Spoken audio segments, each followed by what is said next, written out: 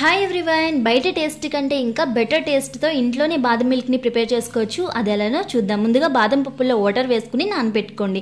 నానిన తర్వాత తొక్క తీసేసుకుని ఒక మిక్సర్ జార్లోకి యాడ్ చేసేసుకోండి. కొంచెం మిల్క్ వేసుకుని బాగా మెత్తగా పేస్ట్గా చేసుకోండి.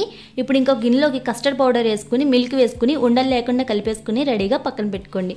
ఇప్పుడు స్టవ్ పైన గిన్నె పెట్టేసుకుని మిల్క్ యాడ్ చేసుకోండి. పాలు పొంగిన తర్వాత చిన్న మంట పెట్టేసుకుని గ్రైండ్ చేసుకుని పక్కన పెట్టుకున్న బాదం పేస్ట్ని యాడ్ చేసుకోండి.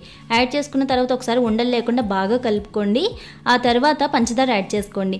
పంచదార కరిగేంత వరకు కూడా పూర్తిగా కలుపుకుంటూ ఉండండి. కొంచెం ఇలాచీ పౌడర్ కూడా వేసుకుని మళ్ళీ ఒకసారి బాగా కలుపుకోండి.